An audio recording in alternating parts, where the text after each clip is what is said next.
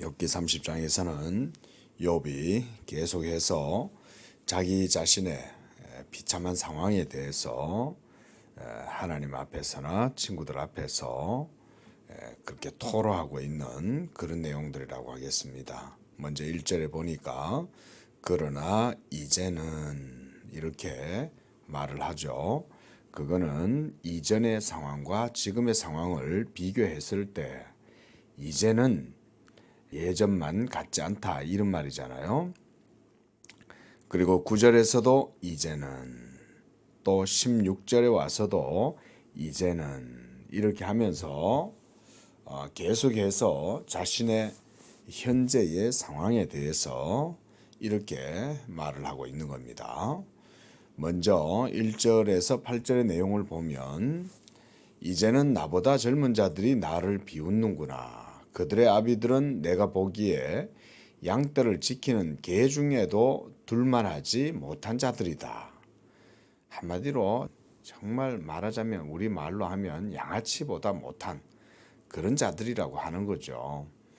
지금 이건 뭔 얘기냐면 욥 자신이 당한 처지, 상황이 말하자면 인간만도 못한 인간들한테 멸시와 조롱을 당할 만큼 비참해졌지만 자신의 비참한 상황 때문에 도리어 그들에게 자기가 아무 말도 못할 정도, 바로 그런 상황이라고 하겠습니다.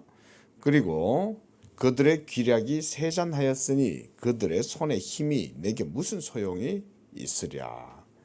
그들은 곧 궁핍과 기근으로 말미암아 파리하고 캄캄하고 메마른 땅에서 마른 흙을 씹고 떨기나무 가운데 짠 나무를 꺾으며 뱃살이 뿌리로 먹을거리를 삼느니라.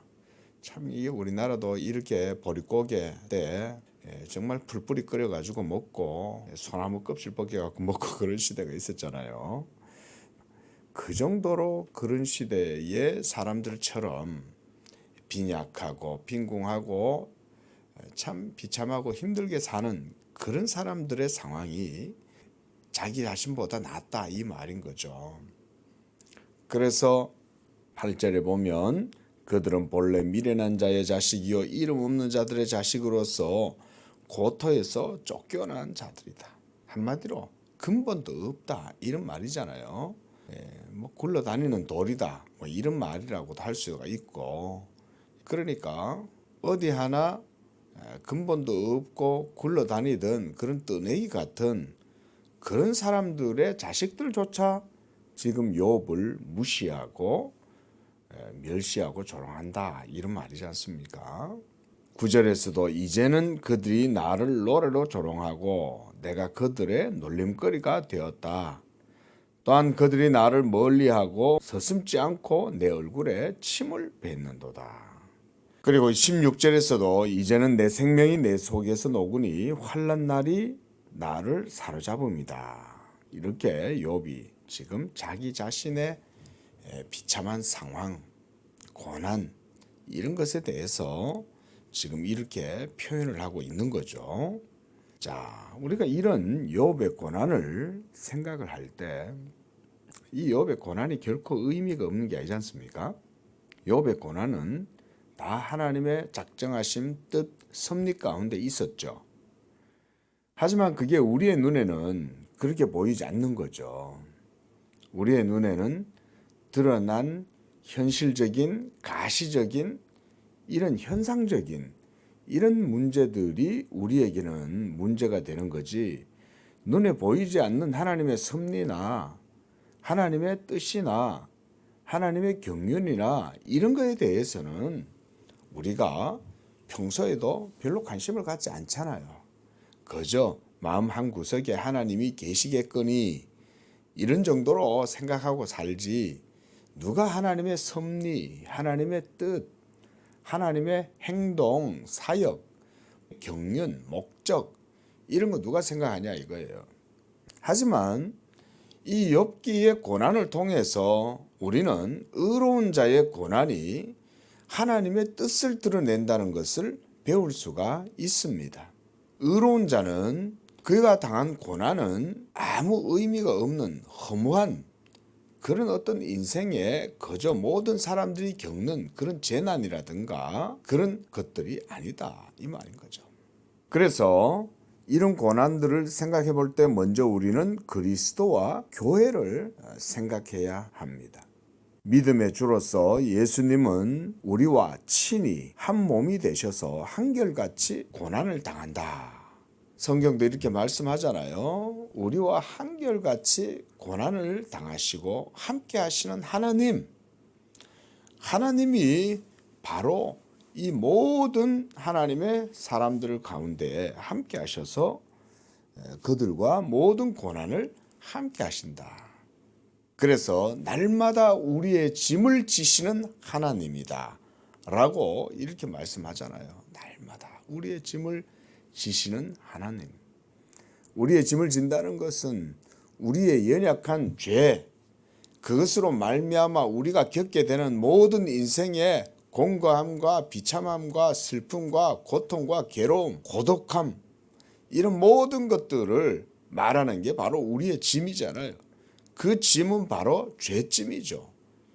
한결같이 우리와 함께 하시는 그 하나님, 우리의 연약함을 체휼하지 아니하실 자가 아니라 우리의 모든 연약함을 아시고 함께 하시는 그 하나님, 바로 그런 하나님께서 예수 그리스도를 통해서 그 고난 가운데 우리와 함께 하신다. 지금 욥이 말하자면 우리에게 그런 것들을 보여준다고 하겠습니다. 이런 것도 욥기 속에 있는 깊은 말하자면 십자가의 신학이라고 할 수가 있어요. 그런 면에서 욥은 그리스도의 어떤 예표라고도 볼 수가 있는 겁니다. 또한 그리스도와 함께 교회도 고난 가운데에서 생각을 해야 됩니다. 자, 성경에서 말하는 교회는 여전히 죄와 함께 우리가 신학적으로 말하면 전투하는 교회라고 할 수가 있어요. 이 지상의 교회는 전투하는 교회예요. 그리고 저 천상에 있는 교회는 승리한 승리적 교회다라고 말해요. 승리한 교회는 이미 그리스도께서 십자가에서 죽으시고 사망의 권세와 모든 율법의 권세조차도 그 십자가에서 다 와해시키고 그렇게 해서 자기 몸으로 이제 하나님과 우리 죄인들 사이에서 화평을 이루신 다음에 부활하시고 승천하셔서 하나님 우편에 앉아 계시는 바로 그 성전된 그리스도의 몸, 그 영광, 이런 걸 우리가 승리적 교회라고 그래요. 하지만 이 땅에 있는 성도들은 여전히 죄 가운데에서 죄와 함께 싸우고 여전히 사탄의 세력들과 싸우고 그러고 있는 것이 지상의 교회예요. 바로 이런 교회 가운데에 고난을 생각해 보자는 거죠. 그래서 이런 욥기의 고난을 통해 가지고 우리는 그리스도와 교회를 생각할 수가 있어야 됩니다. 그리스도께서 우리와 한 몸이 되시고 한결같이 고난을 당하시고 그래서 사도 바울도 내가 그리스도의 남은 고난을 채운다. 교회는 여전히 이 그리스도의 고난 가운데 있다라고 생각을 해야 됩니다. 그래서 교회는 그리스도의 고난에 참여하고 세상 속에서 죄와 사탄과 싸우고 있는 게 지상의 전투적 교회다. 그러나 또한 이 고난은 의미 없는 고난이 아니다 그랬죠. 다 하나님의 작정과 섭리와 뜻 가운데 있는 고난이므로 하나님이 아시는 거예요. 이 고난을. 하나님은 우리의 연약함을 다 아십니다. 여러분이 밥을 먹지 않으면 살 수 없고 물이 없이는 살 수 없고 그리고 잠이 없이는 우리는 살아갈 수 없고 이런 우리의 연약함을 하나님은 다 알아요. 무엇보다 죄로 말미암는 연약함을 우리 주님은 다 아시는 거죠. 그러나 그런 것들조차도 이제 그리스도 예수 안에 있는 자들에게는 그 모든 것들이 다 이제는 하나님께서 받으시는 거예요. 왜냐하면 우리의 짐을 져주시는 분이 예수님이잖아요. 그래서 그 예수 그리스도를 믿는 하나님의 언약 백성들의 고난은 지상에서 살아가는 성도의 모든 고난은 이제 하나님의 것이요 하나님께 의미가 있는 거예요. 하나님 밖에 있을 때 고난은 하나님의 징계요 저주요 심판이요 형벌이지만 그리스도 안에 있는 자들이 당하는 고난은 하나님의 뜻이요 하나님의 섭리요 하나님의 목적을 이루는 것이요 그 고난을 통해서 하나님께서 자기의 것을 찾아내시고 자기의 이름과 영광을 드러내시고 결국 욥의 택하신 백성의 그 믿음의 진가가 빛나게 하시는 게 이게 이 땅 가운데 그리스도 안에 있는 성도들의 고난, 교회가 당하는 고난의 의미다. 그러므로 고난당하는 것을 두려워하거나 그걸 이상한 일로 여기지 마라 라고 이렇게 하나님께서도 말씀하죠. 결국 마지막에는 어떻게 됩니까? 마지막 날 가서는 하나님께서 성도들이 이 땅에서 당했던 모든 고난에 대한 그리고 그 고난 속에서 인내하고 수고하고 믿음을 지켰던 것에 대한 하나님의 보응, 상급이 마지막 날 있게 되는 것입니다. 그러니까 의미가 있는 거죠. 고난이라는 게. 이런 의미로 우리가 이 욥의 고난을 십자가 신학으로 깊이 좀 묵상을 하면 좋겠다. 그래서 24절에는 그러나 사람이 넘어질 때에 어찌 손을 펴지 아니하고 재앙을 당할 때 어찌 도움을 부르짖지 아니하리까 고생의 나를 보내는 자를 위하여 내가 울지 아니하였는가. 내가 복을 받았더니 화가 왔고 광명을 기다렸더니 흑암이 왔구나 라고 하면서 욥이 자기 자신의 처지를 이와 같이 토로하고 있다. 그래서 나는 이리의 형제요 타조의 벗이로구나. 이리와 타조가 얼마나 그 광야 야생에서 그렇게 삽니까? 근데 바로 자신을 그렇게 비유하고 있는 거죠. 31장에 와서는 이런 자기 자신의 처지에 비해서 실상 자기 자신은 하나님 앞에서 불의하지 않다는 사실에 대해서 말하고 있는 거예요. 내가 내 눈과 약속하였나니 어찌 처녀에게 주목하랴. 내 눈과 약속했다는 말은 내가 마음으로 육적으로 죄를 짓지 않았다 이런 말이지 않습니까? 여러분 모든 죄는 봄으로부터 시작이 됩니다. 견물생심이라 그러잖아요. 물건을 보면 마음속에 탐욕이 생겨나는 거죠. 여인을 보면 음욕이 일어나는 거죠. 뭔가를 보면 그거를 갖고 싶어 하는 거죠. 그래서 내 눈과 약속하였나니 처녀에게 어찌 주목하랴. 그리하면 위에 계신 하나님께서 내리시는 분깃이 무엇이며 전능자께서 주시는 기업이 무엇이겠느냐 라고 하면서 자기 자신에 대해서 이렇게 말하는 거죠. 그리고 4절에 그가 내 길을 살피지 아니하시느냐 내 걸음을 다 세지 아니하시느냐. 하나님은 다 아셔. 너희들이 아무리 나에 대해서 그렇게 얘기해도 너희들은 모르지만 하나님은 내 모든 삶과 행위를 아신다라고 말하고 있는 거죠. 자, 그런데 이렇게 욥이 친구들의 주장을 반대하고 자기의 논변을 세우고 이런 과정 속에 욥도 지금 하나의 오류를 일으키고 있어요. 자, 이것도 우리가 좀 주목해서 봐야 됩니다. 분명히 욥은 동방의 의인이라 그랬어요. 그리고 하나님도 욥을 칭찬해 주셨어요. 그러니까 욥이 하는 자기 자신에 대한 이런 변론이 틀린 말은 아니죠. 욥은 정말 하나님 앞에서 진실하고 하나님 앞에서 정의롭고 성결하게 자기 자신을 돌보고 그래서 작은 행위 하나까지도 하나님을 경외하는 믿음 가운데에서 자기 자신을 늘 온전하게 세우려고 힘썼죠.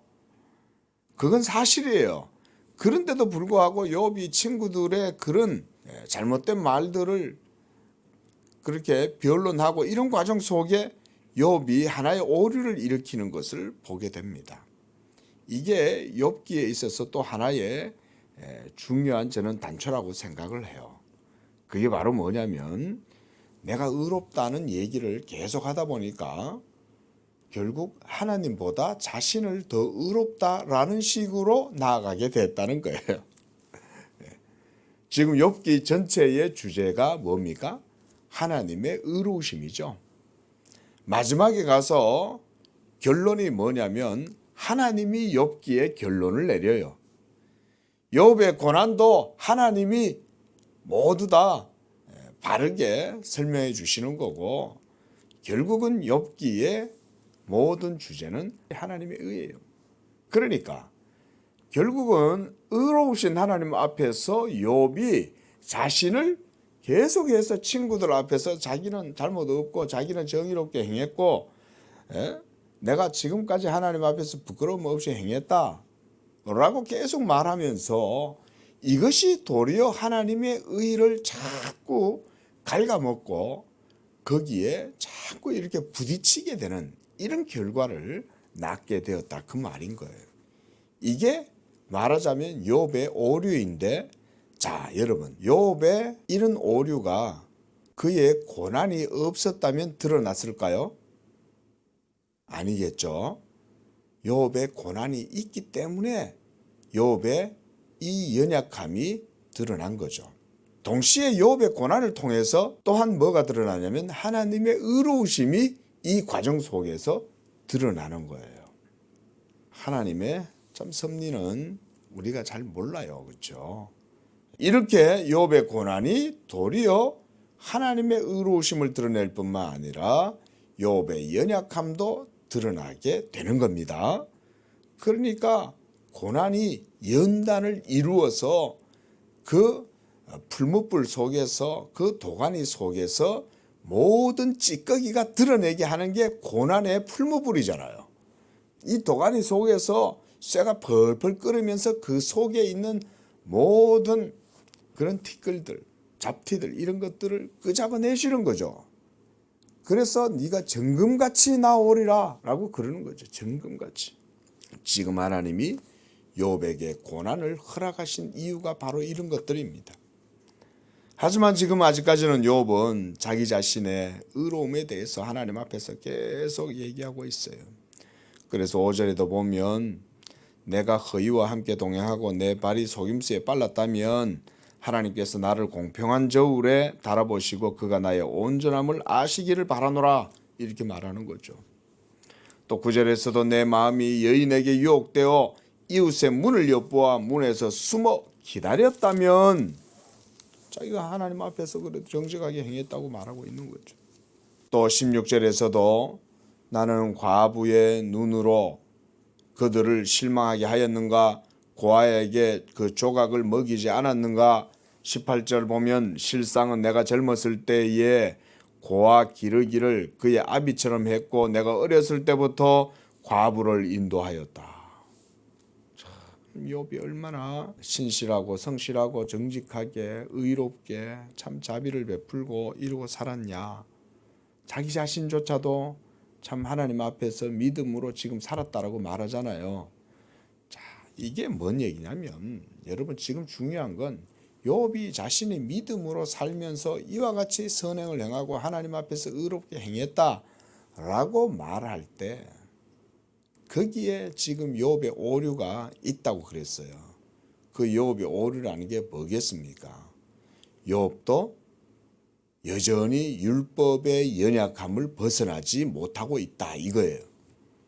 욥의 문제는 율법의 연약함을 여전히 벗어나지 못하고 있다. 저는 이것이 욥의 믿음의 중요한 포인트라고 생각을 해요. 욥기. 자, 이게 무슨 말이냐? 욥이 여전히 율법의 연약함을 이기거나 벗어나지 못했다는 말은 그의 믿음의 한계가 믿음의 장성하고 충만한 분량에까지 아직은 나아가지 못했다. 그 말인 거예요. 고난을 통해서 하나님이 그를 이렇게 이끌어내고 계시는 거예요. 지금. 예? 하나님의 뜻은 자기의 의로움을 드러내심인데 자기의 의로움이 욥을 통해서 드러나게 하시는 거예요. 하나님의 택하신 백성, 경건한 하나님의 종, 이 욥을 통해 가지고 하나님은 그에게 고난을 허락해 주시고 그가 고난 당하심으로써 바로 이 하나님의 의로우심이 드러나게 해서 결국은 고난이 하나님의 의라고 하는 이 믿음의 근본적이고 본질적인 이런 것들을 드러내 보인다. 고난을 쥐어짜서 하나님이 믿음을 찾으신다. 저는 그렇게 말씀을 드리는 거예요. 고난의 기름이 짜여지면 거기에서 나오는 건 하나님의 것을 찾으시는 거예요. 하나님의 것을. 그래서 보면 28절에 재판에 회부할 죄악이니 그러잖아요. 자기는 재판에 회부될 그런 죄를 짓지 않았다라고 말하는 거예요. 자, 그러나 정말 그러냐? 방금 말씀드렸듯이 율법의 연약함이 욥에게도 있지만 욥도 아직 거기까지 나아가지 못하고 있는 거예요. 이게 욥의 연약함인 거예요. 그것은 바로 자기 자신의 연약함과 불의함이 결국은 율법의 의 앞에서는 다 드러나게 되는 거죠. 아무리 욥이 율법을 따라서 열심히 충성되게 행했다 해도 우리가 마태복음이나 복음서에서 보면 예수님을 찾아온 부자 청년에 대한 에피소드가 있죠. 그 부자 청년이 예수님한테 와가지고 뭐라 그래요? 랍비여, 내가 어찌하여야 영생을 얻겠습니까? 이렇게 말하잖아요. 그때 예수님이 그 청년에게 말씀합니다. 네가 모든 계명을 다 지켜라. 그리하면 된다. 그랬더니 이 청년이 뭐라 그래요? 내가 그 모든 것을 다 지켰나이다. 이렇게 말하죠. 그 사람도 욥과 똑같이 율법의 연약함 속에 있는 거예요. 자기는 행위로는 하나님 앞에서 흠이 없고 그래서 어려서부터 내가 이걸 다 지켜 행하였나이다. 이렇게 말하잖아요. 그런데 예수님이 그의 연약함을 어떤 방식으로 드러내시냐. 그래, 그렇다면 네 모든 가산을 다 정리해서 가난한 자들에게 나누어 주어라. 그리고 나를 따라라. 여러분들에게 하나님께서 이렇게 말씀하시면 여러분들은 어떻게 하실 거예요? 지금 재물이 있고 여러분들에게 이런 여러 가지 삶의 상황이 조건들이 주어져 있으니까 여러분들이 하나님을 다 열심히 섬긴다라고 말을 하지만 지금 여러분들을 둘러싸고 있는 그 모든 상황이나 재물들이나 이런 조건들이 다 사라지면 여러분들이 정말 하나님을 그렇게 섬길 자신이 있습니까? 결국은 그 청년은 재물이 많음으로 근심하여 돌아갔다 그랬잖아요. 결국 그는 율법을 다 지켰다라고 자기 스스로 속고 있었던 거죠. 자기 자신은 하나님 앞에서 의롭다라고 그렇게 생각하고 있었던 거죠. 근데 결국 그는 예수님의 그 말씀에 걸려서 결국은 그 테스트에 불합격한 거죠. 그게 율법의 한계고 연약함인 거예요. 근데 지금 하나님이 욥을 그거보다 더 나은 상태로 지금 이끌어내시고 계시는 거예요. 이런 고난의 과정을 통해서. 그래서 35절에 보면 누구든지 나의 변명을 들어다오. 나의 서명이 여기 있고 전능자가 내게 대답하시기를 바라노라 이렇게 말하고. 이제는 욥이 자기 자신의 의를 주장하다가 이렇게까지 말하게 된 거예요. 전능자가 내게 대답하시기를 바라노라. 나를 고발하는 자가 있다면 그에게 고소장을 쓰게 해라. 나 자신이 있다 이 말이잖아요. 근데 이게 지금 하나님까지 지금 이렇게 말을 하는 거는 이거는 문제가 있는 거죠. 자, 여러분 이제 제가 여기 한 가지 말씀을 드리겠습니다. 율법의 연약함이라고 하는 것이 뭐냐? 욥이 가진 문제가 뭐냐면 하나님이 그 문제를 드러내셨다 그랬잖아요. 욥 자신도 그게 자신에게 그런 문제가 있다고 생각을 못했다는 거예요. 하지만 고난을 겪으니까 욥이 자신 속에 감추어져 있었던 문제가 드러나게 되었다 이 말이잖아요. 그리고 그게 드러났을 때 하나님께서는 그것을 고치시고 온전하게 하시는 거죠. 바로 자기가 의롭다고 생각한다는 거예요. 우리가 예수를 믿으면서도 항상 그리스도 예수만을 바라보아야 하는 것이 그런 이유 때문이잖아요. 예수를 처음에 믿었다가 나중에 가다 보면 결국은 자기 행위로 빠지게 되어져 있어요. 이게 자신의 연약함인 거예요. 그때마다 우리가 해야 될 게 뭐냐면 날마다 그리스도의 십자가를 지고 자기를 부인하고 그렇게 해서 그리스도의 도를 배우고 믿음의 도를 배우면서 따라가는 것이 그리스도인의 삶입니다. 하지만 욥은 자기 자신이 하나님 앞에 의롭게 정말 행했지만 그 의로운 행위조차도 사실은 그 속에서 하나님은 죄를 찾을 수 있다는 것을 생각해야 되는 거죠. 여러분, 우리가 율법이다라고 한다면 율법이라는 것은 완전함이잖아요. 그 완전함이 행위의 완전함도 의미하지만 우리가 이런 율법관을 가져야 됩니다.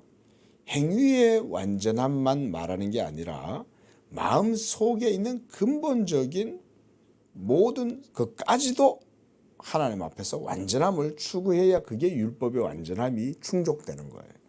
근데 욥이 뭐라고 말해요? 지금 31장에서 내 눈이 여자를 주목하지 아니했다. 자, 여자를 주목하지 않고 그렇게 하면 그게 의로움입니까? 아니죠. 여자를 봐도 전혀 그런 죄가 생각이 안 나야 되죠. 그렇죠? 그러나 욥이 여자를 주목하지 않은 이유는 뭡니까? 여자를 쳐다보면 자기 속에 죄가 작동한다는 걸 알기 때문이잖아요. 물건을 바라보면 자기 속에 탐심이 일어난다는 것을 자기가 아는 거예요. 그러나 욥이 지금 그걸 모르고 있는 거죠. 자기 자신도. 여러분, 율법은 여기까지 얘기하죠. 그래서 예수님도 여자를 보고 음욕을 품는 자마다 이미 간음했다. 형제를 미워하는 자마다 이미 살인했다. 율법을 그렇게 예수님이 해석해 주고 계시는 거죠. 여러분, 여기에 예외가 있어요. 바로 누구냐면 예수님이에요. 여러분, 예수님은 죄가 없습니다. 예수님은 여인을 쳐다봐도 전혀 그 속에 죄의 마음이 일어나지 않습니다. 죄가 없기 때문에.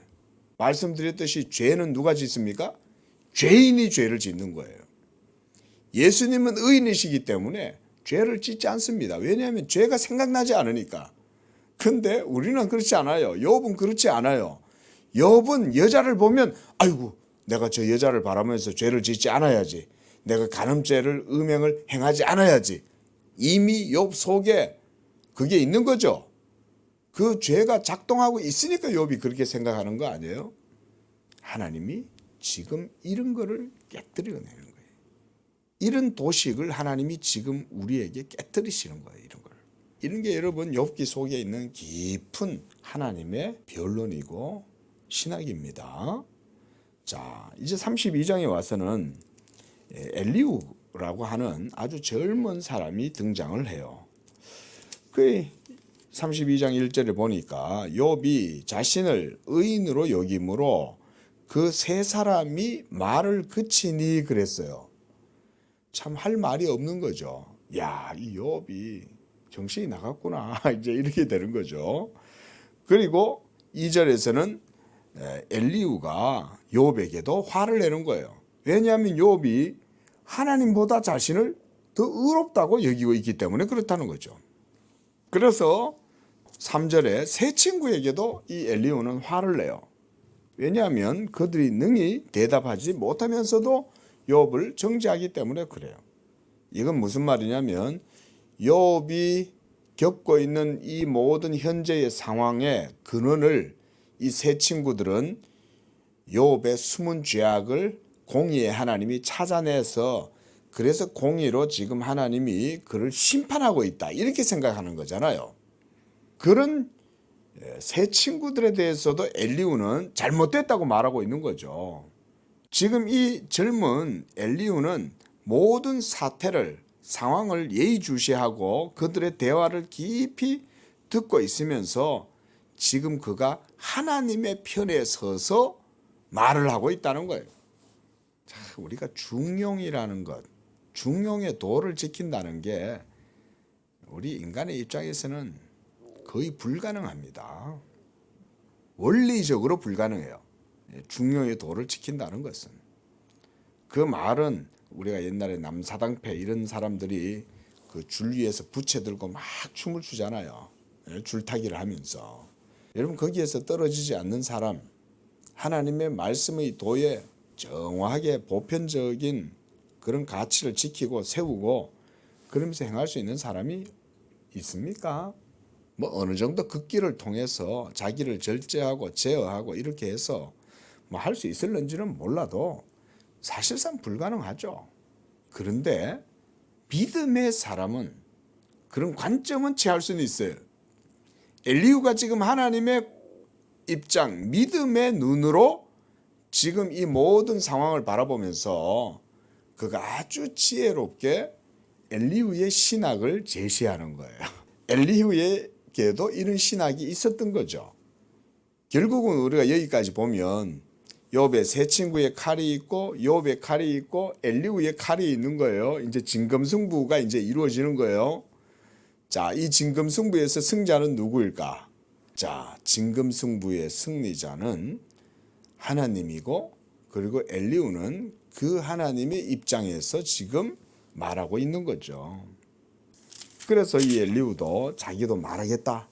내가 지금까지 여러분들보다 제일 나이가 어리기 때문에 내가 아무 말도 안 하고 묵묵하게 여러분들이 하는 말을 듣고 내가 기다렸는데 내가 들어보니까 당신들의 말도 욥을 결국 꺾지도 못하고 그러니까 새 친구들의 논리나 욥의 논리보다 더 큰 논리가 있어야 그걸 꺾을 거 아니에요. 지금 엘리후가 말하려고 하는 게 그건 거예요. 더 큰 논리가 뭐냐? 그런 얘기를 하는 겁니다.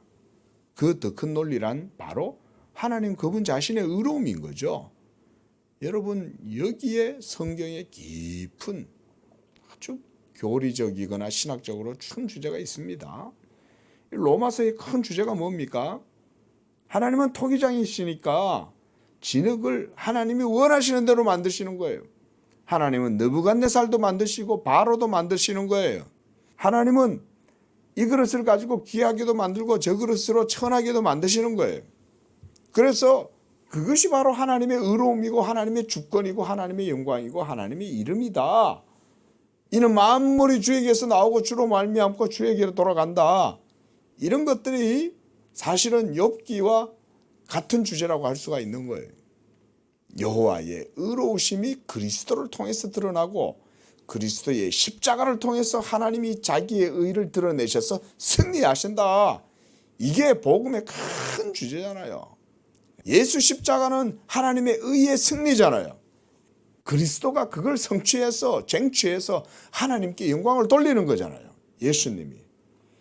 그렇게 함으로써 하나님도 그리스도의 고난을 받으시고 그 고난을 통해서 의롭다 하시고 그의 행위를 하나님이 인정하셔서 그리스도의 행위가 결국은 모든 율법을 만족시키고 성취하는 것. 그러므로 그 그리스도의 십자가는 하나님의 모든 의가 밝히 드러나게 되는 거죠. 엘리후가 지금 아주 이 놀라운 신학을 갖고 있는 거예요. 말하자면. 이 신학이 뭐 인간의 머리에서 이성에서 나오겠습니까? 그게 아니라 하나님의 은총의 빛을 받아서 그런 깨달음을 하나님이 주시는 거죠. 자, 그렇게 해서 이제 엘리후의 변론이 시작이 됩니다. 33장부터는 기도하겠습니다.